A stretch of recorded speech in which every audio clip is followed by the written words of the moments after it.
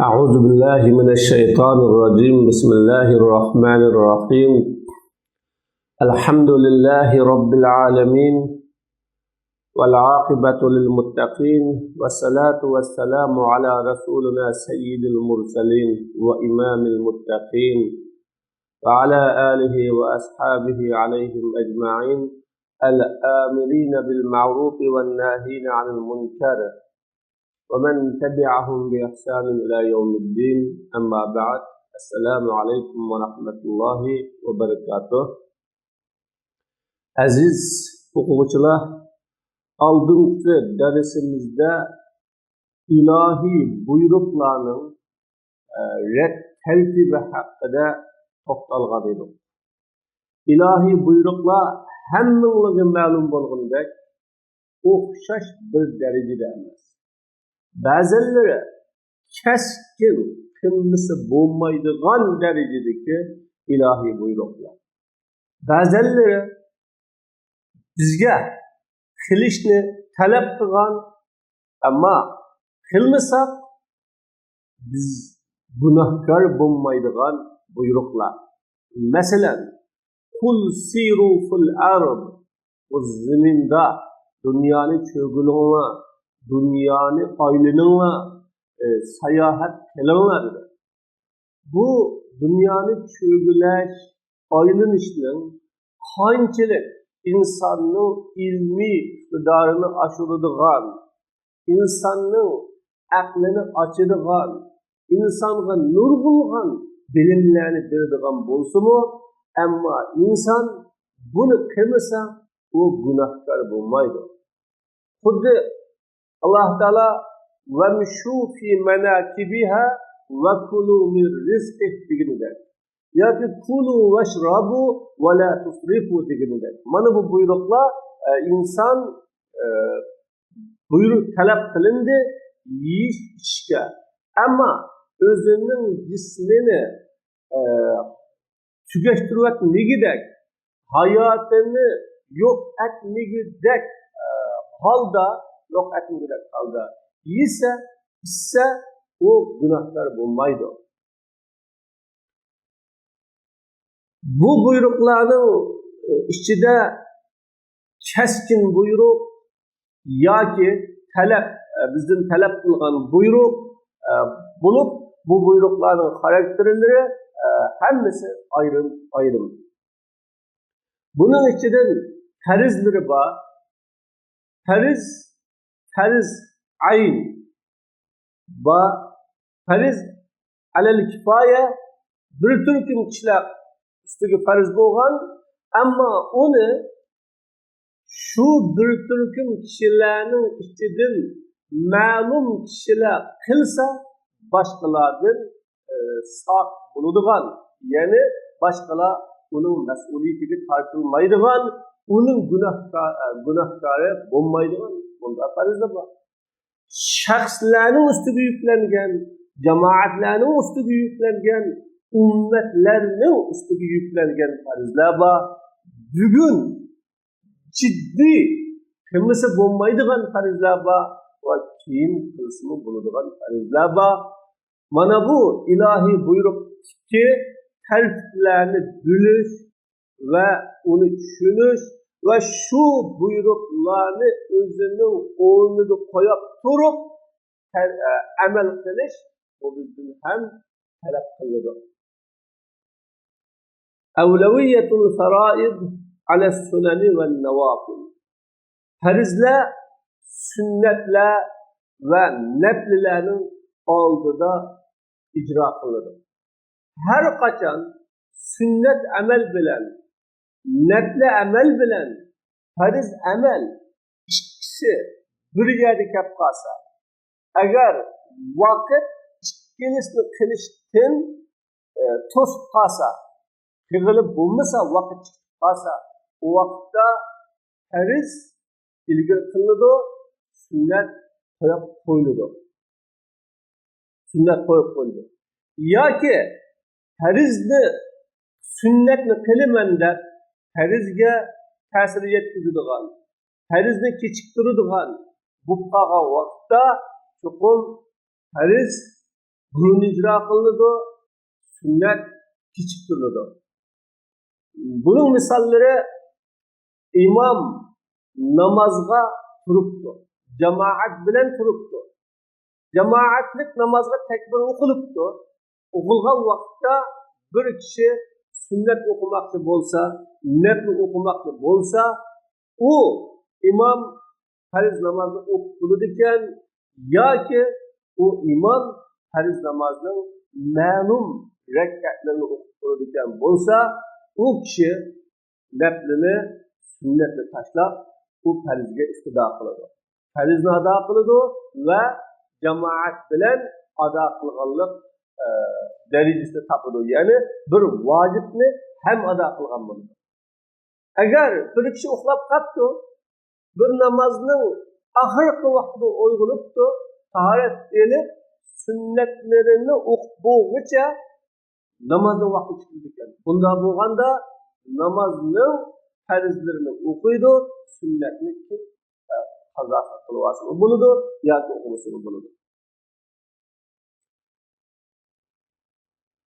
ومن المعلوم في مجال الفروع أن الأعمال تتفاوت في رتبة طلبها من جهة الشرع تفاوتا بينا.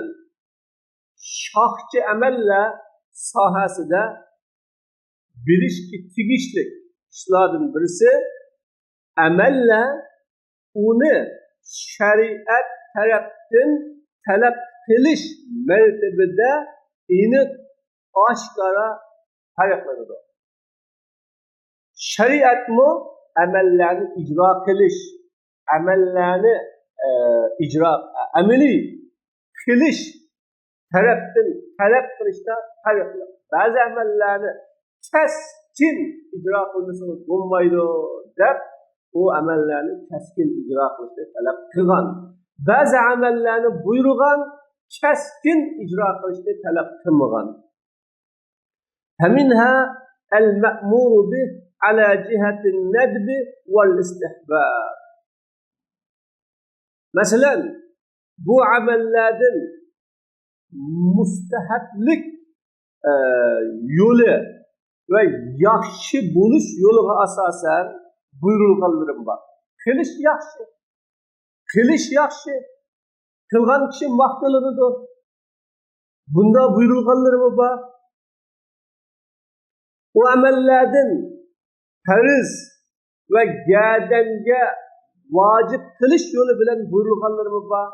Fariz yolları bilen, vacip kılış yolu bilen buyurulganlarımız var. O amellerden mustahapның tötüste, farizning tüyünde bo'lganlarımız var. Bunu bazı fuqahalar vacip deb ataydi. Demek buyruqlarning türü o'xshamaydi. Buyruklarının türü farklanıdı. Şu buyurulgan buyruklar hemmisi gerçek. İlahi buyruklar, ilahi emir sahasıga kirgan bo'lsa mu, amma onun keskinligi, onu talep qilishda keskin talep qilish yoki ixtiyoriga qo'yish yoki qilg'ichilarni mukofotlash, kımmıgıçılarını cezalamaslık bilen talep kılgan bu talepler bilen amel farklanıdır. ومن الواجب المفروض ما هو مفروض على الكفاية.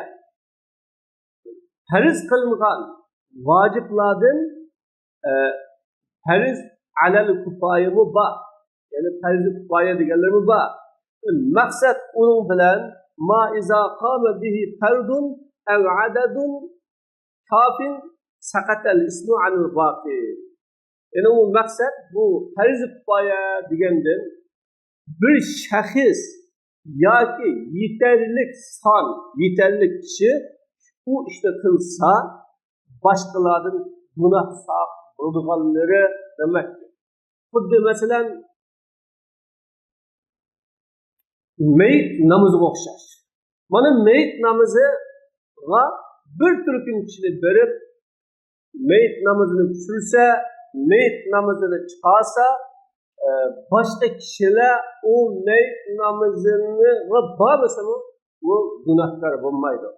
Ama hemmisi bağımıdır, hemmisi tarif olmadı. Bunun bilen bir ülüp ketken Müslüman kardeşimizin defne işleri, matem işleri, onu uzut işleri bütünley zaya bu kesse bu vakitte hemme günahkar buludur. Mana bunda farzlık bayramı var. Ama farz muayyen emas. Çokum bir türkümler kılsa buluduğun. Mesela Allah'ın dinini davet kılış, meyli yeziş bilen bulsun, meyli sözleş bilen bulsun, meyli okutuş bilen bulsun, bunu davet kılış çokum farz. Bu imani talep, İslam'ın mecburiyeti.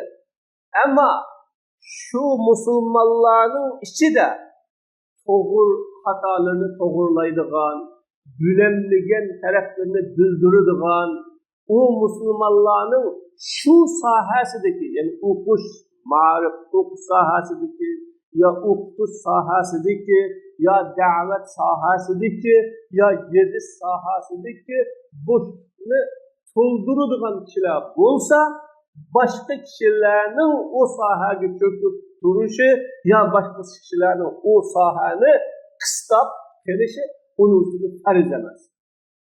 Çünkü o arkalık ihtiyaç hamdaldı, mesele hal oldu. Bunlar mı var?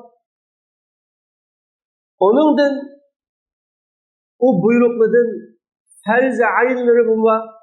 O farz-ı ayin onun da o buyrukta kitap her kandak mükellefke şertli tuluk adılgan her kandak mükellefke yüzlendirilginidir.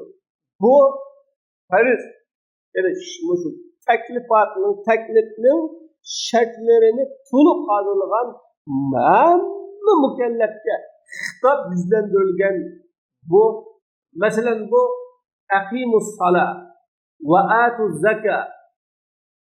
Bunun da namazını okuş, ya ki zakatını veriş, şartlarını tulup hazırlayan her kandak mükellefke hitap, yani söz, karıtılgan, yüzlendirilgen hem kişini öz çıkarılır. U'budullaha, mesela u'budullaha, Allah'a iman etme. Ya eyyühellezine amenu, aminu billahi.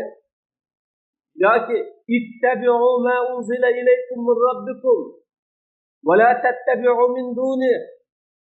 Dini okşayan her kandak şart hazırlanan mükellefke kitap yüzlendirilgen bu farz ayn buludur. Namaz farz ayn. Ku enfusakum ve ahlikum nara diyen bu ayeti okşaş buludur. Her bir kişi özüge ve özü iyi boğan aile işçidir ki ahli beytlerige kömül buluş ve onunla iyi buluş ve onu İslam boyunca başvuruş, doğru yolu yetekleş, hakkını körüstüş, bana bu kitap yüzlendirilген. Bu üniversiteye farz buludur.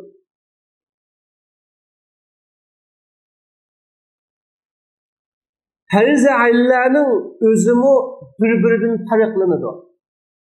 Farz-ı ayn bolsa mı, bu farz-ı ayn birbirinden farklıdır. Farz-ı illa buludur. Hemme farz-ı ayn okşaş emas.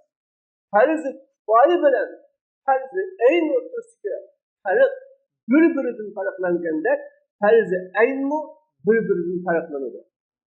O farzlardan, yani farz-ı aynlardan biz onu İslam'ın rüknü, erkanul İslam deb sanalgan asaslı farzlar var. Bunu asaslı farzlar deb ataymiz. Mana bunu ba şairi 4 tane ibadet şuayları okşagan namaz, zakat, roza, hac. Bunu bu erkanul İslam. İslam'ın şuayları belgilari u orqali musulmonligi bilan musulmon emasligi farqlanadigan amal ibodatlar. Mana buning farqi boshqaning farqiga o'xshamaydi. Onundan shunda bo'lmagan va malaysi kazalik shuning o'xshash bo'lmaganlari bor. Masalan, nikohlashga o'xshagan, to'y qilishga o'xshagan. Çoğu farz eylemi yeni bu farklı. İnsan kılışını talep kılışta ve kıymasını talep kılışta. Xuddi imanning Allah'ını tunuş, ma'rifatullah, Allah'ını tunuş ve Allah'ını düşünüş ve la ilahe illallah deyiş bunun farzliki başka salat, zakat, siyam, hacning farzligidan farqlanganga o'xshaydi. Masalan, ta'lam annahu la ilaha illallah dedi Alloh taolo. Mana bu so'zida la ilaha illallah degan buni bilishni buyurdi. Bu bilish aqimus salat va atuz zakat degan ya aqimis salat degan bu buyruqdan farqlanadi. U yerdagi ta'lam her bir mukallaf bilmesi bo'lmaydigan, chuqur bilish ilmidan talab qilinadigan. U la ilaha illallahning ma'nosini bilish, mazmunini bilish ve bu la ilaha illallah o'ziga olgan haqiqatlarni tunishning chuqur uning ustiga yuklangan mas'uliyat ve majburiyat ekanligini, farz ekanligini. Bu namaz, ro'za, zakatdan balkiroq undan talab qilinadigan ibodatlar ekanligini o'rgatadi.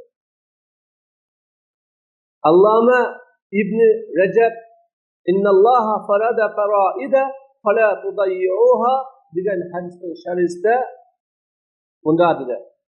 Alloh taolo farzlarni bekitdi. Bu farz Alloh bekitgan farz değil. Yuqorida degandek farz alal kifaya, farz alal ayn, farz alal umma, farz alal usra, farz alal shaxs. Sizlar buni zaya qilib atmanglar.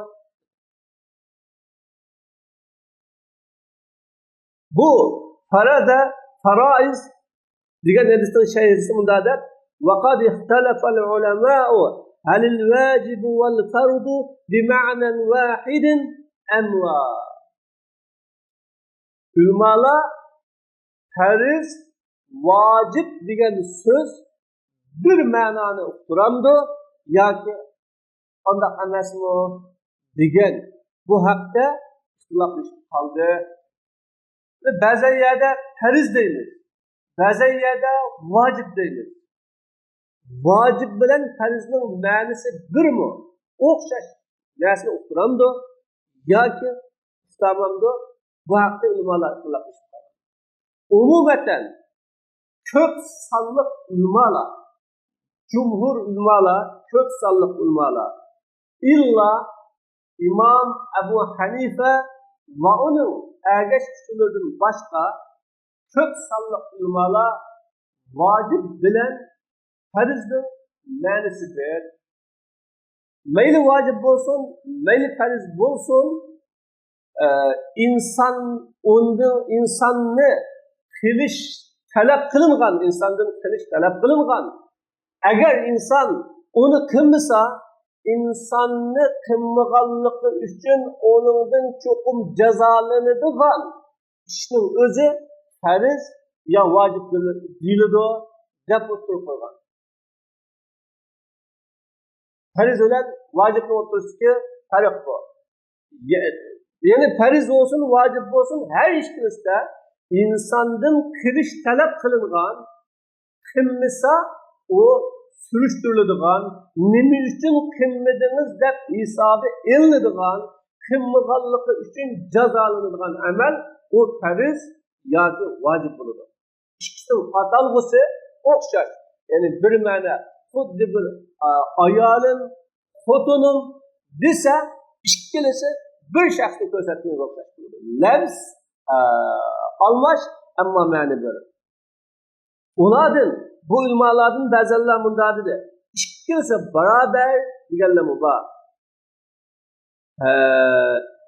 كل واجب بدليل شرعي من كتاب أو سنة أو إجماع أو غير ذلك من أدلة الشرع. Kur'an, ya ki hadis, ya ki icma, ya şunun başka şeriatın delilleri bilen kıyasdan ibaret, delillerden ibaret şer'i delil bilen vacip boğan nesinin hemmisi o farizdir. Bunlar deganligi bor. Vel Kur'an arqali bo'lsin, ya hadis arqali bo'lsin, ya ijmo arqali bo'lsin, ya onun boshqa shariatning dalillari bilan qiyos arqali bo'lsin, vojib bo'lgan har qanday narsa u fariz. Bunday deganlar bor. Bu İmam Şafii va ulardan boshqa ulamolarning mashhur so'zi bo'ladi. Hammasi bu haqda shunday deydi. Kur'an arqali inson qilishga tegishli bo'lgan, kimmisi gunohkor bo'ladigan, ya hadis orqali qilishga tegishli bo'lgan, kimmisi gunohkor bo'ladigan, ya ijmo orqali qilishga tegishli bo'lgan, kimmisi gunohkor bo'ladigan, mas'uliyati surishtiriladigan, u orqali inson gunoh otiladigan har qanday majburiyat ish bu farz deb ataladi. To'g'ri, vojib desa, farz desa bo'ladi.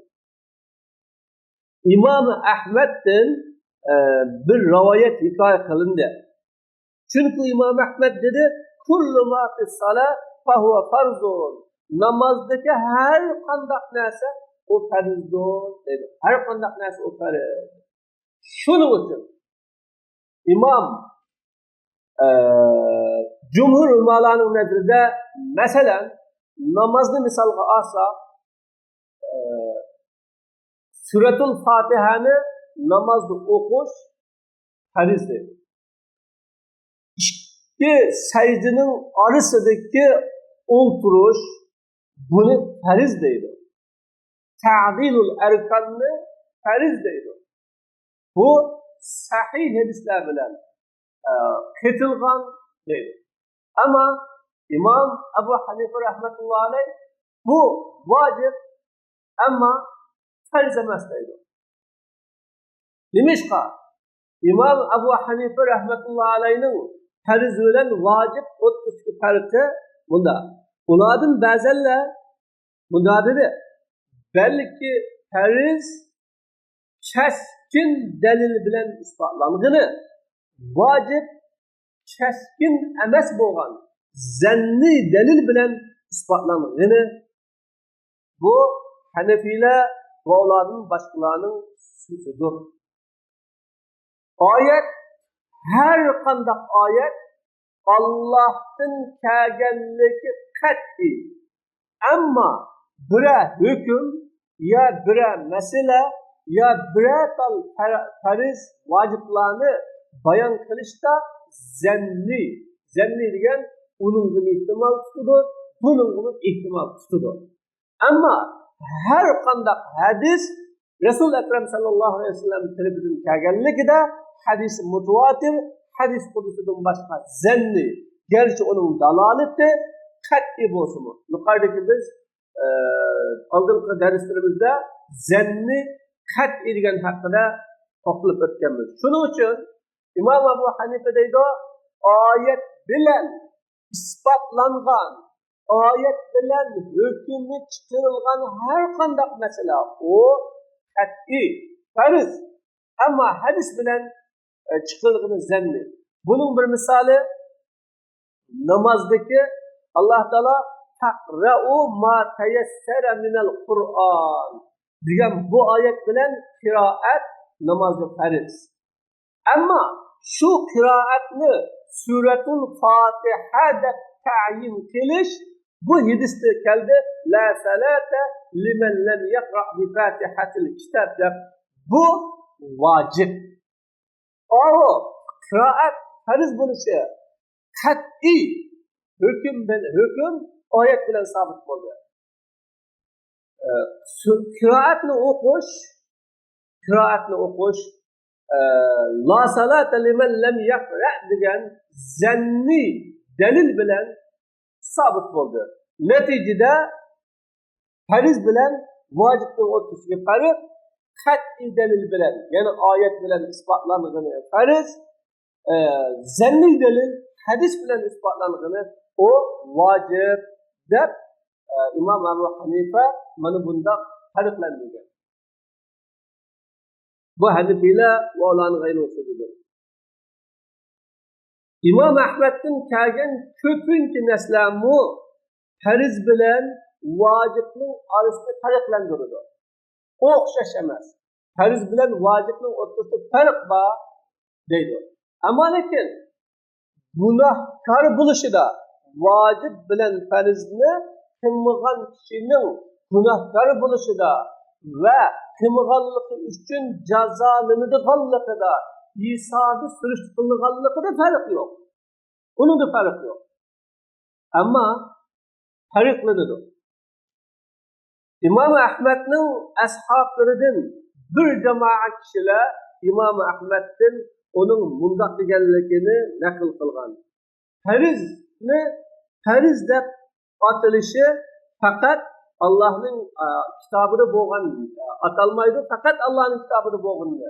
Allohning kitobida bo'lgan narsa bu fariz bilan fariz deb ataladi. Shunga varka'u ruku qilinglar, vasjudu ma'as sajidin, sajda qilinglar. Bu fariz, ruku fariz, sajda fariz. Fagsilu wujuhakum wa aydiyakum, bu fariz. Ama mezmeze, ağzını çayqash, burnu su ilish, bu fariz emas, sünnet. Bu sünnet. İmam Ebu Hanife sadaqatul fitr haqqida ma ajtari'u an naqul innaha farz. Men sadaqatul fitrini fariz deyishga jur'at qilmayman degan. Lekin uni vojib deydi. Vojib desimi deb turib, ama fariz deyolmayman degan. Nima uchun fariz deyolmaydi o desa? Chunki o Alloh taolaning kitobida yo'q, ya'ni Qur'onda yo'q. Qur'on bilan sabit bo'lmagan bu dalil. Lekin hadis, sahih hadislar bilan sabit bo'lgan. Shunda bo'lganlik uchun vojib bilan fariz o'tirishni İmam Ebu Hanife rahmetullah, İmam Ahmed rahimahullah farqlantirgan. Bizning ashablarimizdan bunda deganlar bor. Muraduhu annal farz.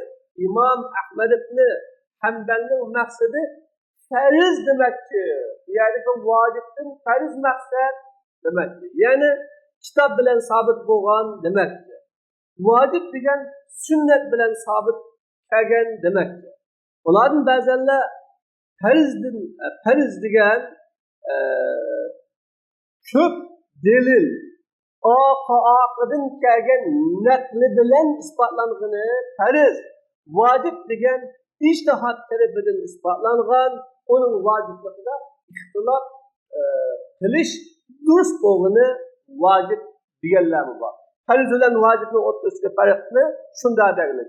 Asos jihatdan dalil ko'p, oqidan dalil keligli, bir dalil yeni bir dalilni kuchlantiradi, bir dalil yeni bir dalilni ta'kidlaydi. Bu xil ahvolda isbotlangan hukm bu fariz. Ama ijtihod qilish orqali o'tirg'i chiqqan vojibligida ixtilof qilsa, ixtiloflashadigan, ya'ni ixtilof bo'lgan bu xil masala bu vojib deb ulamalar o'tirib qo'ygan. Demak, mayli fariz bilan vojib ikkisi bir ma'noli bo'lsin, mayli fariz bilan vojib o'tirisida ixtilof bo'lsin, ama fariz alal ayn, ya'ni fariz ayn, fariz kifoya, vojib, sunnat, mustahab deganga o'xshagan ilahiy buyruqlarning tartibi, ilahiy buyruqlarning darajasi bir-biriga o'xshamaydi. Ve bu ilahiy buyruqlarning ummatga üstüge yüklengen, cemaat üstüge yüklengen, bir shaxs ustiga yuklanganlari bor. Shuning uchun bu buyruqlarga amal qilishda va bu buyruqlarni ijro qilishda cho'qim ijro qiluvchi shaxs va ijro qiluvchi kishi buyruqlarning tartibini bilishi va buyruqlarning o'rnini bilishi va ilohiy buyruqlarning ahamiyatini tushunishi va bu buyruqlarning bugunkigini atadikidan muhim bilishi, farz aynni farz kifoyadan muhim bilishi, farzni vojibdan muhim bilishi bu ma'murat sohasidagi tushunishga va bilishga tegishli ishlar. Biz ilmimizning tuvalligi, islom tushunchamizningki oddiyligi, safoyimizningki madaniyat safoyimizning, islomiy madaniyat safoyimizning safosizligi bilan biz bu amallarda, ya'ni ilohiy buyruqlarda farz bilan vojibni, farz ayn bilan farz kifoyani o'rlashtirib o'tib, hatto sunnat bilan farz o'ttirishni ilishtirib o'tish orqali nurg'unlagan qalaymaqonchiliklar, nurg'unlagan o'ttiridagi ziddiyatlar kelib chiqdi musulmonlar.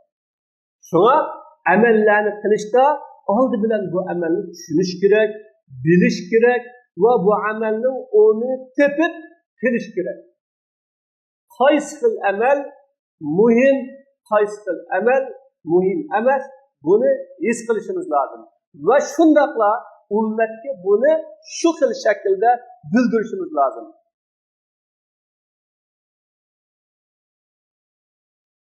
At-tasahul fi sunani val mustahabbat. Sunnatli bilan mustahablida kang qo'saq bo'lish va kang qo'saq bo'lish lozim.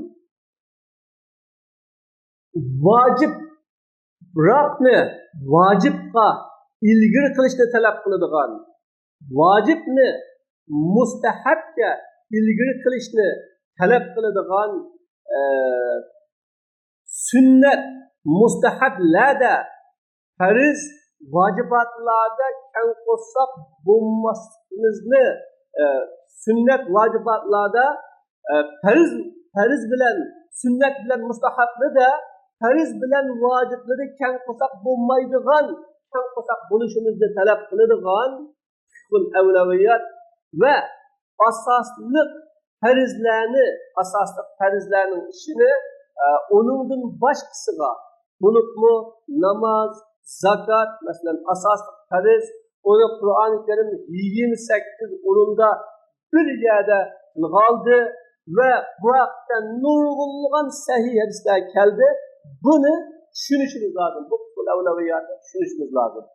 Ya'ni bizga fiqhul avlaviyat vojibroqni vojibga, vojibni mustahabga, sunnat bilan ilgir qilishimizni talab qiladi. Sunnat bilan mustahabga kang qo'saq bo'lishni, farz bilan vojibda u sunnat bilan mustahabda kang qo'saq bo'lgandek kang qo'saq bo'lmasligini talab qiladi.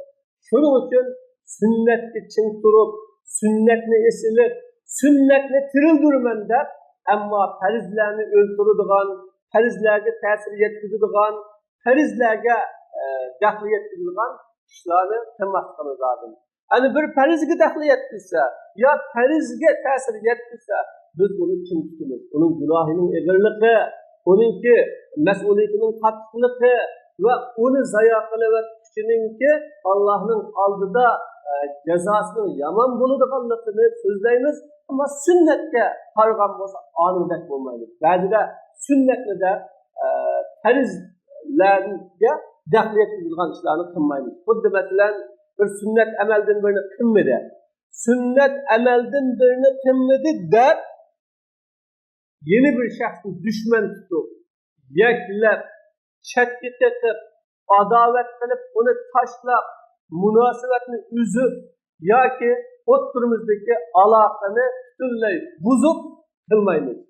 Bu sunnatda farzga daxli yetkazgan, ta'sir ko'rsatgan bo'ladi. Buni Abdulloh ibn Umar roziyallohu anhudan rivoyat qilindi. Rasululloh sallallohu alayhi vasallam dedi: "Islom besh ish ustiga qurildi. La ilaha illalloh Muhammadan abduhu va rasuluh deb duolik bir ustiga qurildi. Birinchi İslamning binosining, arkanul islomning birinchi asosi tavhid, iymon.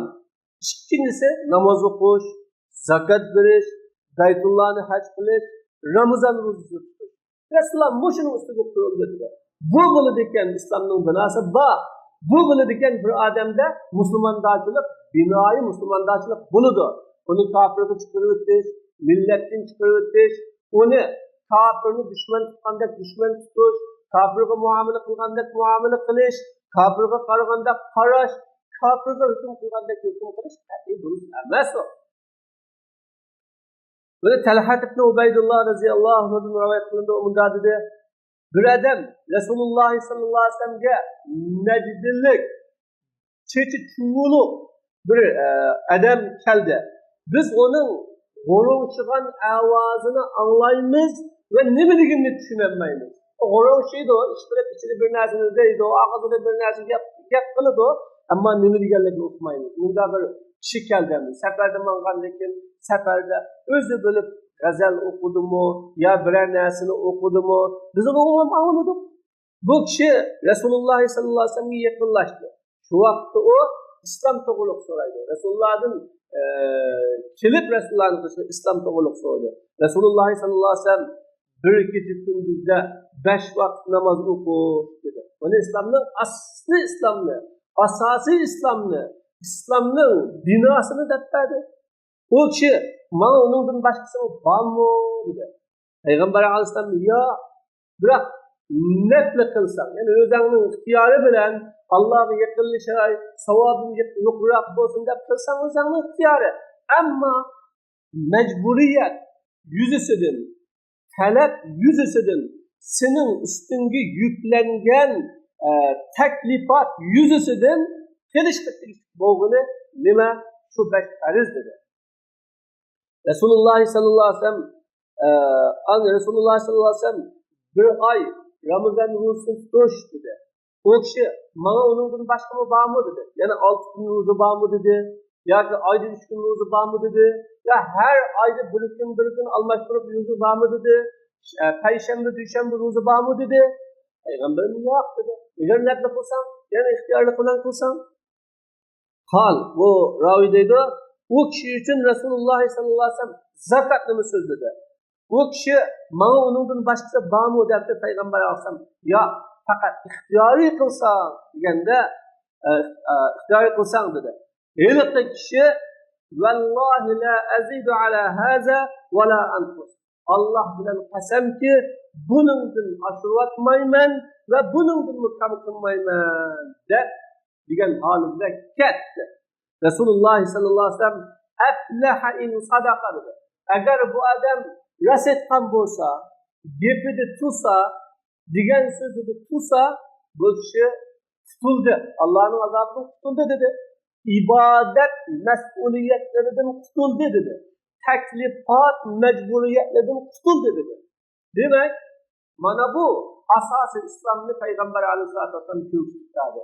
Asosi islomni bayon qildi. Asosiy amallarni so'zlab berdi. Shu asosi islom bilan o kishining ustidagi mas'uliyat, o kishining ustidagi majburiyat tugaydiganligini o'tirib qo'ydi Rasululloh sollallohu alayhi vasallam. Ammo buningdan boshqasi kang qo'saq bo'ldi. Buningdan boshqasi Rasululloh kang qo'saq bo'ldi.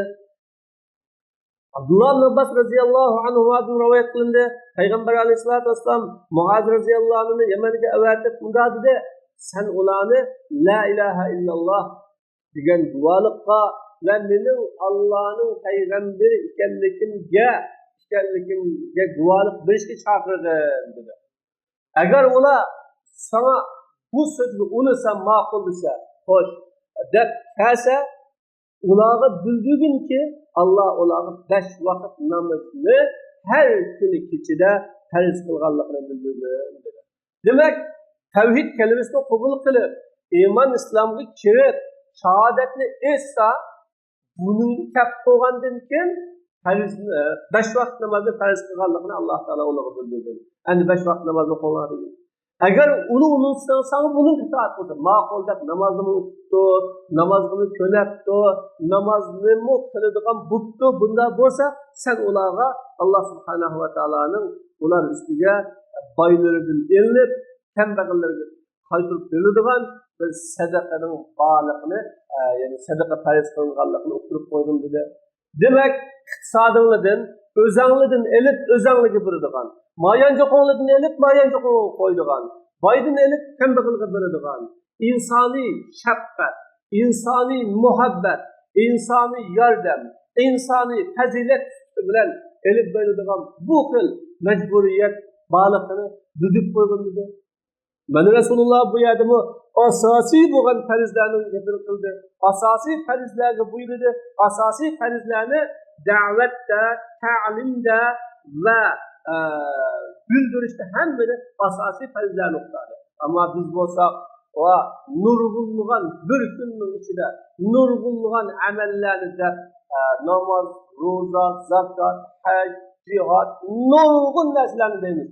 Hatto anglag'uchilarni tulanmaydigan, yod etasimu esiga olinmaydigan, u deyilgan so'zning ko'pligi, buyurilgan buyruqlarning to'liligi va insonning qilishga tegishli ishlarningki jiqliqidan qaysini qilishga tegishli, qaysini qilsam bo'ladi deb gangrab qolgan so'zlarni biz qilyapmiz buni. Islom shuning uchun farzlarga sunnatlarning bakroq ahamiyat berdi. Abdullah bin Umar radhiyallohu anhu rivoyat qilindi, u munda dedi, Rasululloh munda dedi, men odamlar bilan u kishilar la ilaha illalloh Muhammadur Rasululloh deb duolik berganga qadar, namoz o'qib, zakot berganga qadar urush qilishga buyurildim. Agar ular shunday qilsa, mendan qinni, melni saqlab qoldi dedi. Men uning qiniga tegmayman, melni tegmayman. Hisobi Allohga. Ular buni qilichimdan saqlanib qilishim dedimi yoki samimiy qalbidan bu dinning haqligini tushunib, haqligini bilib dedimi, men buni Allohga topshiraman dedi. Unda bo'lganda islom zohiriga hukm qiladi birodarlar. Islom insonning amaliga, harakatiga, tashqari ko'rinishiga, qiyofatiga hukm qiladi va shuni talab qiladi. Va buning niyati undoq, maqsadi bu. Avu degan undoq kishi deb davomli qalbini taftish qiladigan, qalbini tekshiradigan, qalbiga hukm qiladigan, niyat maqsadlarini o'tirib chiqaradigan bunday qilmasligimiz lozim. Abu Hurayra radhiyallohu anhu rivoyat qilindi, u munda dedi, Rasululloh sallallohu alayhi vasallam olamdan ketib, Abu Bakr radhiyallohu anhu xalifa bo'lgan chog'ida arablardan kofir bo'lganlar kofir bo'ldi. Umar radhiyallohu anhu munda dedi, biz odamlar bilan qonda urushimiz. Vahalaniki Rasululloh sallallohu alayhi vasallam men odamlar la ilaha illalloh Muhammadur Rasululloh deganga qadar urush qilishga buyurilgan dedi.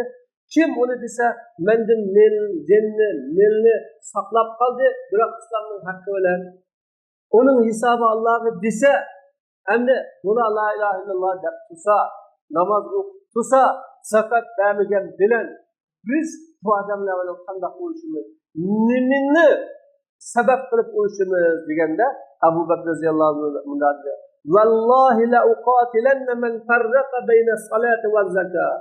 Alloh bilan qasamki, cho'qim men namoz bilan, zakat bilan namozning orasini ayirayotgan kishilar bilan urushaman. Namozni o'qidi, zakat bermadi. Zakatni berdi, namoz o'qimadi, buni bilan urush qilaman, o'ltiraman. Men zakat malning haqqi. Malning haqqi. Alloh bilan qasam, agar ular mendan bir tal ahamchini bergani unimasa, uni Rasululloh sallallohu alayhi vasallam ado qilgan, cho'qim men ular bilan shuni bergani unimag'anlikqa asosan urush qilaman. Umar roziyallohu anhu bunday dedi, Alloh bilan qasam, men shunda deb o'yladimki, Alloh taolo Abu Bakr Siddiqning qalbini urush uchun echib yutibdi deb o'yladim. Shuning bilan Abu Bakrning qizning haqligini bildim dedi. Mana bu yerda farzga urush qiladiganligini, asosiy farzga urush qiladiganligini, asosiy farzni deb jang qiladiganligini o'tirib qo'ydi. Şu asosiy farzni talab qildi. Abu Ayyub roziyallohu anhu rivoyat qilindi. Bizman birinchi dedi payg'ambar alayhisolatu vassalamga, "Menga meni jannatga akiradigan bir ishni ustasiniz, xabar bersiniz dedi. Peygamberim Allah'a qulchilik qilgin, Allah'a hech narsani shirik keltirmagin, namoz o'qi, zakat va urug' tuqqanlik munosabatni ulab tug'in, uni tashlamagin dedi. Mana bu yerda Rasululloh asosiy amallarni bayon qiladi. Abu Hurayra roziyallohu anhu rivoyat qilindi. Nezmen bir Arabi Peygamberime kelib bunda dedi: "Ey Rasululloh, meni bir ishga boshlab qo'ysang, agar men u ishni qilsam jannatga kiraman." Peygamber alayhisalom Allohga ibodat qilgin, uningga bir narsani shirik keltirma, farz qilingan namozni o'qi, farz qilingan zakatni bergin, Ramazonni ruxsat tutin dedi. O kishi mening jinim uning qo'lida bo'lgan zot bilan qasamki, men buningdan oshirib etmayman va undan kam qilmayman dedi. Eli qadam ketgan chog'da Payg'ambar alayhisolatu vasallam qandoq bir kishi jannat ahlidan bo'lgan bir kishiga qarash uni xushal qilsa, mana bu odamga qarasin dedi. Mana bu hadis va uning oldidagi Talhaning hadisi farzlar u dinning amaliy asosi ekanligini va uni to'liq ado qilgan, uningdan bir narsani kamaytmagan kishining oldida jannatning eshigining ochilib qolganligini bayon qildi. Garchi uningdan boshqa sunnatlarga kamchilik qilgan bo'lsa-mu, to'liq ado qilmagan bo'lsa-mu, yetarsizlik qilgan bo'lsa-mu, Payg'ambar alayhisolatu vasallamning ta'lim tarbiyadagi manhaji bo'lsa, asosli amallarga, yıldızlık ameller ko'ngil bilish bo'ldi. Bunda qoyaga chiqmaydigan, tugamaydigan juz'iyat ameller ve tafsilotlarga ko'ngil bilasiz. Her vaqt qiyin bo'lib qolmasin, ters bo'lib qolmasin deb Rasululloh sahobalarga asosli amellarni bildirdi ve asosli ameller bilan tarbiyaladi. Neticede ular şu amellerni qilish orqali huzur oldi, kalpleri rahatlandı, şu ameller bilen ko'ngli nurlandı bo'lsa, ana lekin men bunun nafsini qilaydi, mayli nafli ruzu qilsin, mayli nafli sadaqa, mayli nafli haj, mayli nafli jihad, mayli nafli namoz bo'lsin, onu o'zi qiladi, o'zi ixtiyorli qiladi. Qilsa savob bo'ladi, fazilati yuqori bo'ladi, qilmay qolsa, u uning bilan jazolanmaydi va uningga asosan malomat qilinmaydi. Shuning uchun çoğun asaslık emeller, asaslık bulmayan emellerinin aldığını koyuluşu ve onun ehemmiyet verilişi. Sünnet emellerinin bunun farz emeller aldığını koyuluşu ve onun da ehemmiyet verilişi. Talim terbiyede muhim bulgan emellerini unutuluşu ve muhim bulmayan emellerge onu ihtiyarlıklı koyuluşu. Bu dinin talebi ve bu dinin takazzası ve evleviyat kısmındaki bizden talep kılıngan talep takazzası bu. Hata'ul iştigal bis süneni anil faraiz. Yukarıda sünnetlerde, farzlide kan kosak boğulunu bilen, ama sünnetlerde kan kosak boğulunu buluduğallıkta biz demek bu farizlerdeki muamele, sünnetlerdeki muamele uçmaydı, farklanıdı. Sünnetlerde kan kosak buluşma, ertmişen buluşma. Çünkü Allah Subhanahu ve Teala onu fariz sıfatı bilen, ya ki vacip sıfatı bilen bayan kılmede. İnsan onu kılsı yaxşı, fazilet, derecesi âli, savabı yukarı buludu. Kılmasa o insan onu günahkar bulmaydı. Sünnet bilen meşgul bulup farizlerini taşlar. Farizlerden yüz yürüyüş bu bir hatalık. Nurgun adamlar farizlerini kılıdı, yani sünnetlerini kılıdı, farizlerini taşlaydı. Farizlerine ehemmiyet vermeydi. Bu nümüdür? Tanımağanlıktır. Bunda bolsa kişilerin nefli namaz, nefli ruza, nefli hac ibaret sünnet bilen meşgul bulup farizlerini koyup koyuşu, farizlerini taşlap koyuşu bu bir hatalık. Mesela dinge mensup kişilerin el-muntasibine ile din degen dinge mensup degen diyanet diyanetlik, muttaqi kişilerden keçini qiyam qiladiganlarni ko'ramiz. Keçisi qilmaydi. Keçisini qiyam bilan o'tkazdi. Ahadsi tanıtqanda haq aladigan, ecri aladigan hizmetiga hargın, aciz, kelilel kuvve degan aciz, boşan haletine barıdı. Şunun bilen o mecburiyetini layıklı da ada kılmaydı.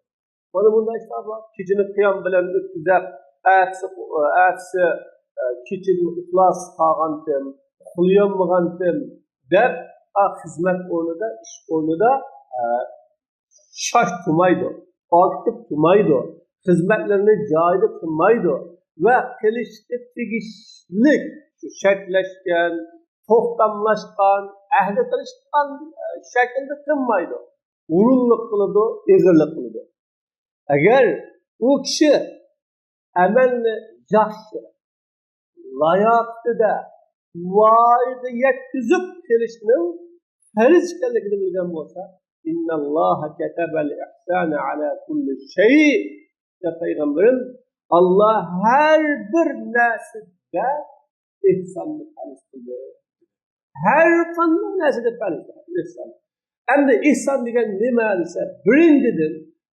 İşte kılgıcı şu işini kılışta hakiki ihlası bilen, samimiyeti bilen, bütün gücünü çıkarıp turup, imkaniyetlerinin hemini serip git durup kılanlık bu ihsan. Bu ihsan. İlgisi yok. Çağda başkaca. İlgisi bacakla başkaca. Üstünde nazaret kıttısı başkaca. Nazaret kımmisi başkaca.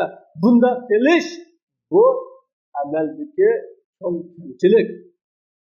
Hakikaten bu amelde salqaraş, amanetke hıyanet kılganlık, ay ahırda verildiğin şakkını, malını, batıl yani uğursuz yiyenlik ya. Çünkü iş ilgisi bizni işini yaxşı kılıdı, men bulay, bulmay, okşaş kılıdı dep bizni işe koyup koysa, ya işte bizge tapşırsa, biz iş ilgisi bulmaganlıkını uğurluk kılıp, eğirlik kılıp, ya ki özümüzninki okşaş muamele kılmay kılsak, bunun buludu. Mesela bu ağal şakkını haram egenlik. Çünkü o siz emisi işqa 8 saat kilisiz, işte ma şartlar bilen şartni urullaysiz, dese işte bu beşli tamam buludu dep tuğan, ama işigisi bulmasa, onda talaklangan olsa bu hıyanet doğallık bu. O özüge keçinin kıyamını tuluk kıldı. Çünkü o Allah Teala onunla vacip kılmagan, Peygamberin vacip kılmagan netlinin artık nesemez. O bir netli. Ama işte yaxşı kılış, mükemmel kılış, layıklı kılış, bu bir terz yapar. Hem de keçinin kıyamını da, keçide namaz okuyman da, gündüzü işte vaktinde kılmaslık, yaxşı kılmaslık, bu başkalarının hakkıga hıyanet kılganlık, amanetke vefa kılmaganlık ve hakkı tuluk elip, ecrini tuluk elip, ama işte tuluk kılmaganlık. Bu bir ferzini taşlaganlıktır. Bunun misali düşembe, perşembe günlük ruzu tutulgan bir kişi var. O kişinin ruzusu kıynap koydu. Bulup mu yaz günleri kıynap koydu. Şunun bilen o hizmetige barıdı, aciz halette barıdı, hargın halette barıdı, tehdit kıymısam, hizmette bağısam, hizmetten heydilemem müde kokkan halette barıdı. Köpünce kişilerinin menfaatini özününki ruzusının tesiri bilen keçip durup koydu. Ruzu degen nepli, vacip emas, lazım emas. Kişilerinin menfaatini vücutta çıkış bu vacip lazım. Demek ruzu tuttum ben de işte hurunluk kılış, eğirlik kılış, yetebiliş bu Neflini deb farizni tashlaganlikning misoli o'xshaydi bu. Payg'ambar alayhissalatu vassalam ayol kishining nafli ro'zasini to'sdi. Iri, ayolning iri bachig'ida, ya'ni hozir musofir emas chig'ida faqat iri ruxsat qilsa, erining izni bilan bo'lsa bo'ladi. Chunki erning ayolning ustidagi haqqi nafli ro'zadan vojibroq. Ayol erning haqqi. Erning haqqini ado qilmasa bo'lmaydi. Men ro'za tutayapman deb erning haqqini ado qilmagan, buyurgan buyruqlarga itoat qilmagan, ya mening holim yo'q, mijozim yo'q, men beshimni ko'tarolmadim deb o aile ichidagi aile xizmati, bola xizmati, erning xizmati va uning haqlariga kamchilik yetkazish va uni yaxshi qilmaslik ro'za tutganlikning gunohining ig'ro. Ro'za degan narsa mas'uliyat, majburiyat, ustiga ma'atilgan yuk, u qilishga tegishli vazifa qonundan cho'q. Mana shuningdek nafli haj, nafli umrlar, masalan 5 qitim haj qiladigan yo 10 qitim, 20 qitim, ba'zida 40 qitim haj qiladigan taqvo kishilar bor. Ramazan ayida her yili ömrü kıldıqanlar bor.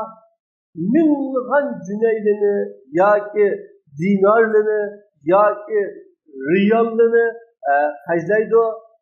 Bu yerda bo'lsa, masalan ba'zi rayonlarda Somaliyaga o'xshash haqiqatan ojlikdan o'layotgan musulmonlar bor. Yana boshqa umumiylik yo'qotishga puli tozalab o'tishga duch kelayotgan boshqa musulmonlar bor. Bosniya, Hersegovina, Falastin'dagidek, Kashmirdagidek, onundan boshqa Burmidagidek, Turkistondagidek yo'qotilayotgan, qirg'in qilinayotgan musulmonlar bor.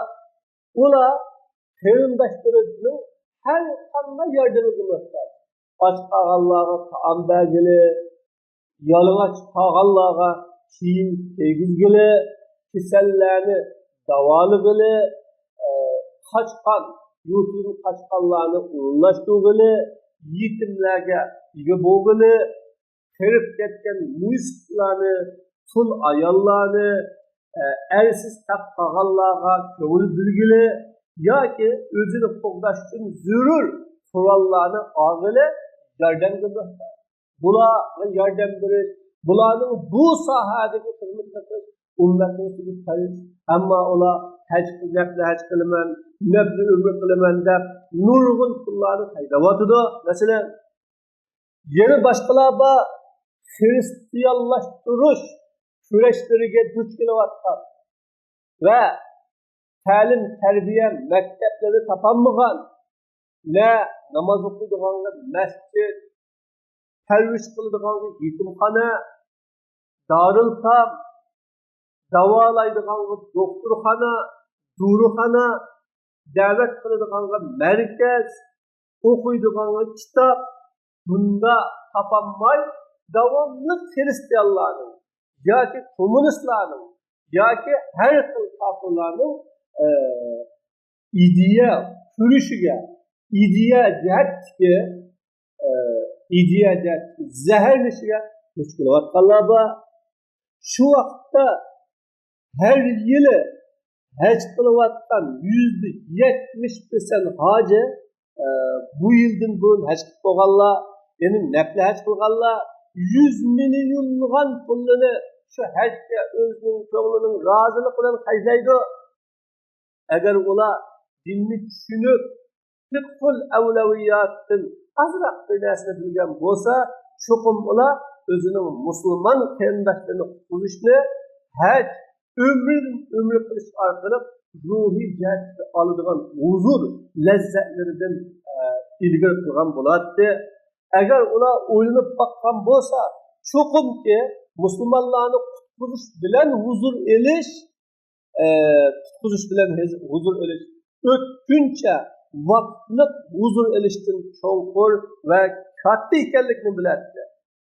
Hadi bu huzur ba'zi bunda riyoxo'rlik, yasalmalikmi, alishqiliqlar bunun egisi sezmey. Aman 30 kutum haj qildim, 20 kutum haj qildim, 15 kutum haj qildim degan bir xil riyoxo'rlik yoki faxrlanish ya o'zini bundaq cho'ng bo'lish alishqiliqlik bundan haj qilib Mekke'ye borib yig'ilgan, Madinaga borib yig'ilgan, Allah subhanahu va taologa esilib yolg'irgan, bundan algan huzurdan bir musulmonni qutqizganlik, turmudan qutqizganlik, ya bir musulmonni ochlikdan qutqizganlik, qarzdan qutqizganlik, ya bir musulmonni uning ustiga tushirgan besimdan qutqizganlik, ya bir musulmonni kasal bo'lsa davolaganlik, tarbiyalaganlik va uning ega bo'lganlikning huzurining naqadar huzur ekanligini ular biladi.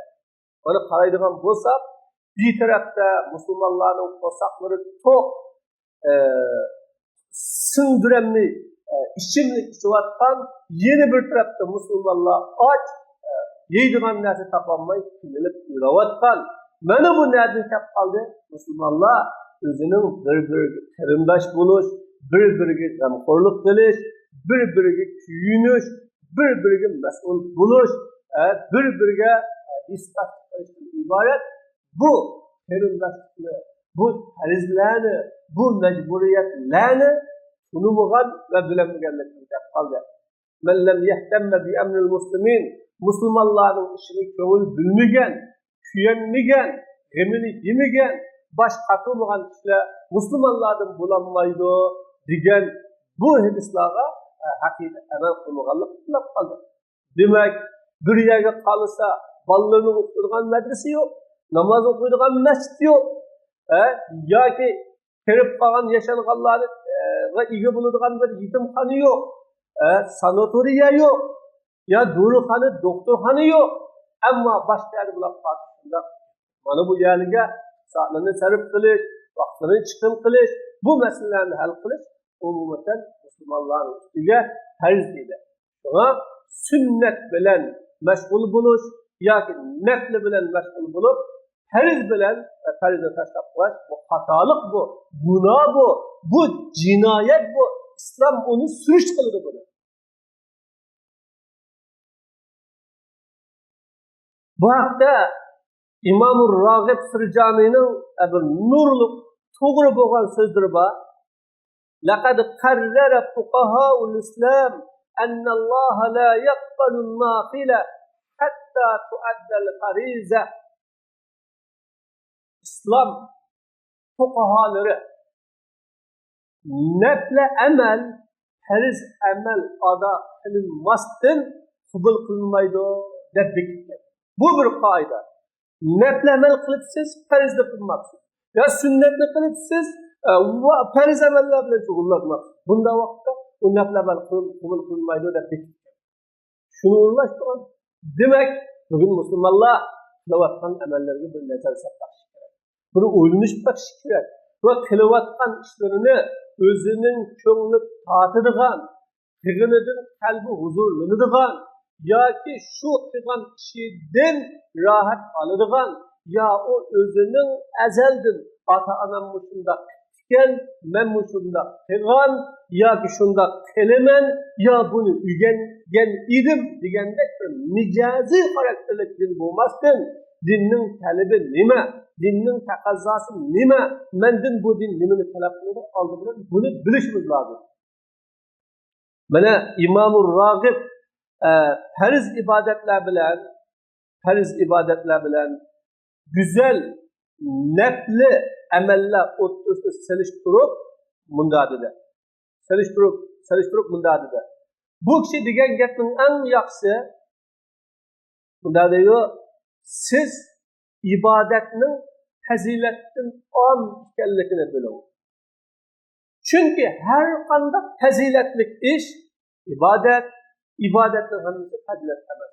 Har qanday yaxshi ish, go'zal ish va xayriyat ish bu ibodat bo'ladi. Ammo ibodatning hammasi unda hayriyat, orduq, faziletli iş olmaydı. İkisinin arasındaki fark ibadetinin ma'lum farzlari ve bekitilgan chekra hududlari bor.